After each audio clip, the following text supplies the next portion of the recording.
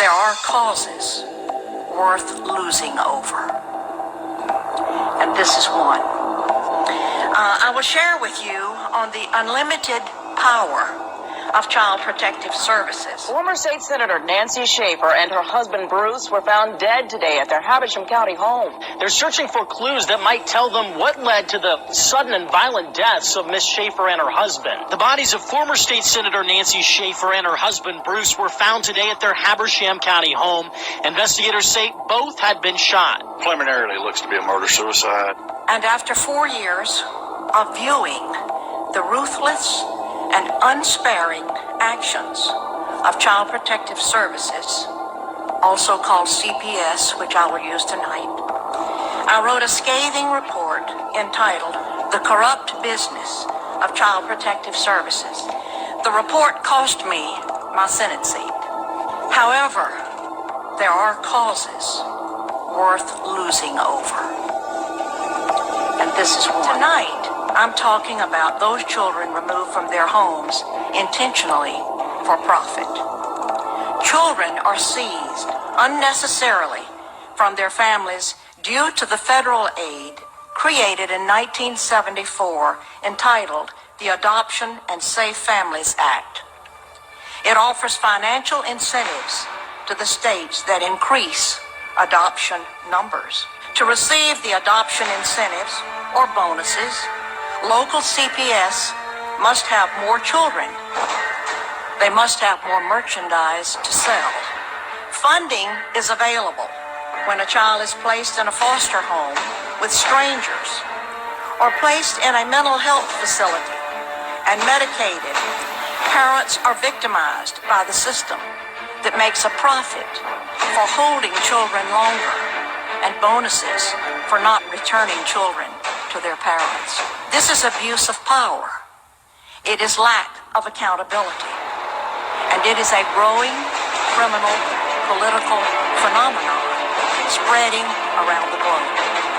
Being poor and lacking proper housing does not mean your children should be removed. CPS has redefined poor to mean psychologically inferior. Therefore, it is in the best interest of the child to be removed. Best interest, of course, has also been redefined at the child's expense. It has been reported over and over that 6 times as many children die in foster care than in the general public. Once a child is legally kidnapped and placed in official safety, the child is far more likely to suffer abuse, including sexual molestation and or rape. Case workers and social workers are often guilty of fraud. They withhold and destroy evidence, and they seek wrongly to terminate parental rights while being protected by state immunity.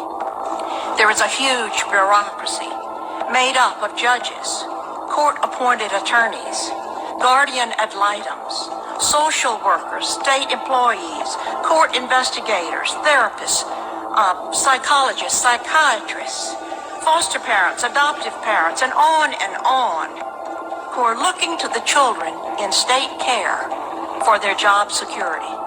Judges have control over private living arrangements and income of 48.3 million Americans. The United States Census Bureau reported in 2002 that 40 billion in transfer payments were made between households of custody parents and other parents. That money, 40 billion, is under the direction and control of family court judges in environments covered with confidentiality laws that protect the wrong people. Fathers are victims of this unjust system. Child support payments, even without having visits with their children, are choking the very life out of fathers. 3 fathers, of whom I am aware and have been in touch with, committed suicide in the last 12 months because they lost the opportunity to even visit with their children. In which a 4-year-old child was taken from his parents through an emergency removal. And the really discerning thing about it was there was nobody from CPS, the hospital, the doctor, or the court that had ever seen or talked to the child, the parent, neighbors, relatives, or anybody that had any first-hand knowledge of any wrongdoing. And they took the child and started the process for permanently terminating parental rights. We've got this on audio, him admitting to perjuring himself on a court document. And we take this to the sheriff, and the sheriff says, sorry, CPS agents are immune in their duties, acting in their office and in their duties. We can't go after them. And he called the district attorney and the attorney general. They say, sorry, we can't do anything until there's a police report. And so in fact, CPS agents are allowed to lie, to perjure themselves under oath to steal your children. Single mothers who lost their children and who have been without their children for months on end now over false drug tests, fabricated drug test reports. Michigan's Child Protective Services Agency has 60 days to submit a plan to correct failures. One of the department's child protective investigators was making it up, falsifying reports, leaving dozens of kids at risk. Just last year, 98 children who had prior contact with DCFS died. Today's report comes the same day state lawmakers begin to work on reforms in the wake of yet another child's tragic death. There is a lawsuit in West Virginia that accuses state organizations of not properly caring for kids in foster care. The suit claims that children were neglected, given dangerous placements, and not given the proper resources. But about 14% of the caseworkers falsified a record or lied about checking in on a child in DFACS custody. 42%. Just stop this really quick. This happened to me. I got in the middle of all this nonsense once. And again, almost 43, no criminal record, no history of anything. And I got tangled up with this nonsense. I contacted the state's attorney, the attorney general, the senator, the governor. Nobody will help you. Nobody will help you. Now, there was a situation where my son was placed with his mother. It was supposed to be for 14 days. They went and gave her a drug test, and she tested positive for cocaine. They went back a week later, she tested positive for cocaine again. So what they did is they handed her an empty drug bottle, verbally advised her to hand the cup to my son, have my son pee in the cup, put it under the sink, and then she was to go behind my son, come out of the bathroom with the cup, and place it in the CPS caseworker's hand. And I know this because my ex was not on board with what was happening back then. Even though she was putting herself in the line of fire, she butt dialed me on purpose so that I could hear what was going on in the background. At the time, she was deathly scared of her boyfriend, and she was kind of going along with everything he was asking her to go along with. But I heard it with my own ears. My son admits it to this day. He remembers doing it. They had him pee in a cup, put it under the sink, and then his mother brought the pee out, and they basically says, okay, you're negative. It's a sham. It is all a sham for profit. I recently set my son 2 different appointments with 2 different facilities to try to get him help. Let me tell you what happened. You know, years ago when I was a kid, you contact a counselor, you contact a counselor or a psychiatrist. Okay, what are your son's symptoms? What's your method of payment? And then they start seeing your son once a week, and that's how it worked. Now, when you set your son an appointment, set my son an appointment with a psychiatrist. They called me back and said it was an intake process. They had a social worker call, and she spent an hour and a half on the phone interrogating me. It sounded like a DCF interrogation. So then she says, okay, well, if it's okay, I'd like to talk to your son now. Her first questions were, does your dad have chores for you? My son said, yeah. Do you do them on your own, or does your dad have to tell you to do them? My son says, oh, my dad typically has to tell me to do them. I don't just wake up and do my chores. Well, let me ask you, how bad is the punishment that your dad gives you when you don't do them?